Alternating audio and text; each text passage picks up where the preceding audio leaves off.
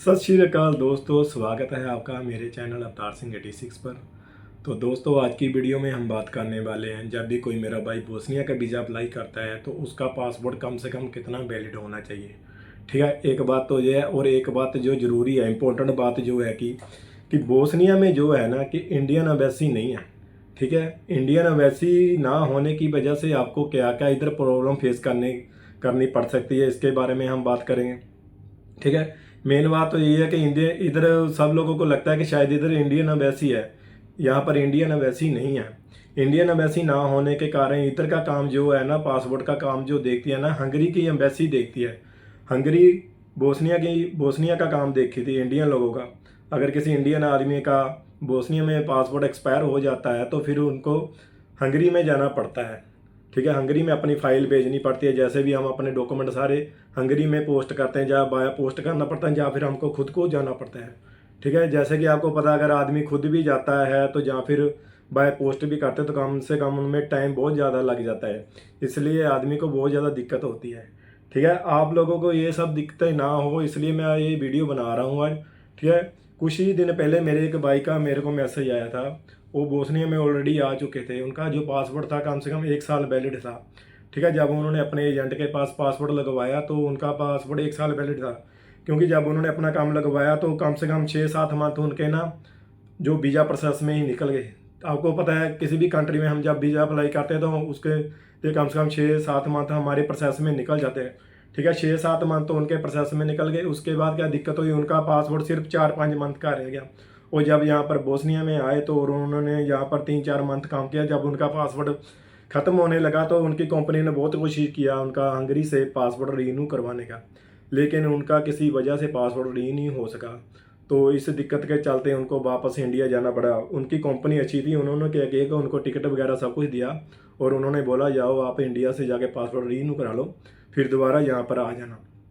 ठीक है, इसलिए मैं चाहता हूँ कि कोई किसी और भाई को ऐसी कोई प्रॉब्लम फेस ना करनी पड़े, क्योंकि जब आदमी यहाँ पर आता है, ठीक है, 3-4 मंथ तो हमारे ऐसे ही, 2-3 मंथ तो हमारे ऐसे TRC के प्रोसेस के लिए निकल जाते हैं ना। ठीक है, बाद में बहुत दिक्कत आता है। और इसलिए मैं चाहता हूँ अगर कोई भाई मेरा बोस्निया में आ रहा है वो कम से कम अपना पासपोर्ट जरूर चेक कर ले, क्योंकि कम से कम उनकी पासपोर्ट की वैलिडिटी जो है ना 2 या 3 साल वैलिड जरूर होना चाहिए। क्योंकि 1 साल तो आप मानिए आपका ऐसे ही प्रोसेस में निकल जाता है। ठीक है, बाकी जब बाद में आप यहाँ पर आते हो आप आराम से 1 साल या 2 साल लगाते हो। उसके बाद आप जब भी छुट्टी जाते हो ना इंडिया में, तो आप वहाँ पर छुट्टी जाकर अपना पासपोर्ट रीन्यू करवा सकते हो।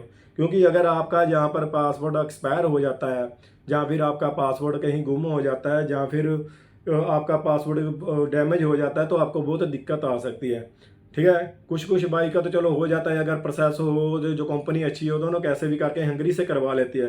क्योंकि हंगरी की एम्बेसी ही बोस्निया का काम देखती है, इंडियन एम्बेसी का। तो वहाँ पर ही सारे फाइलें सबमिट होती हैं और वहाँ से ही पासपोर्ट रिन्यू होकर आता है। ठीक है, किसी भाई का तो हो भी जाता है, अगर कंपनी अच्छी हो तो करवाना चाहे तो करवा भी लेती है, अगर किसी का नहीं होता तो उनको ऊपर बहुत दिक्कत हो सकती है। इसीलिए मैं चाहता हूँ अगर कोई भाई आ रहा है तो अपना पासपोर्ट जरूर चेक करें। कम से कम उनका ना जो पासपोर्ट का वैलिड है ना 2 या 3 साल तक का वैलिड होना चाहिए, ताकि उनको यहाँ पर आकर दिक्कत ना आए। और आप अपना पासपोर्ट जरूर चेक कर ले, आपका कोई पासपोर्ट डैमेज ना हो। ठीक है, तो जहाँ जो कोई आप कल यहाँ पर आते हो और आपको कोई दिक्कत ना हो जाए। ठीक है, इसलिए बहुत सारे भाई नीचे कमेंट करते हैं और पूछते भी है। तो मैंने तो वीडियो पहले भी बनानी थी, मेरा थोड़ा टाइम नहीं लग रहा था, इसलिए मैं वीडियो आज बना रहा हूँ। तो बात मैं यही करना बतानी थी आपको कि जो भी अपना पासपोर्ट बोस्निया के लिए लगवा रहा है, कम से कम 2 या 3 साल आपका पासपोर्ट वैलिड होना ज़रूरी है, नहीं तो आपको यहाँ पर आके दिक्कत फेस करनी पड़ सकती है। और उम्मीद करता हूँ आज का जो वीडियो है आपके लिए बहुत हेल्पफुल रही होगी। तो अगर किसी को और इन्फॉर्मेशन चाहिए होगी तो ज़रूर चैनल को सब्सक्राइब करें और वीडियो को शेयर करें, और जितनी भी हमारे पास जानकारी होगी हम आपको देने के लिए कोशिश करेंगे। ठीक है, तो आज की वीडियो में इतना ही, मिलेंगे आपको नेक्स्ट वीडियो में। तो वीडियो को लाइक और चैनल को सब्सक्राइब जरूर कर दीजिएगा, और वीडियो को आगे शेयर जरूर कीजिएगा जो किसी और की हेल्प हो सके। तो तब तक के लिए सत श्री अकाल, मिलते हैं अगली वीडियो में।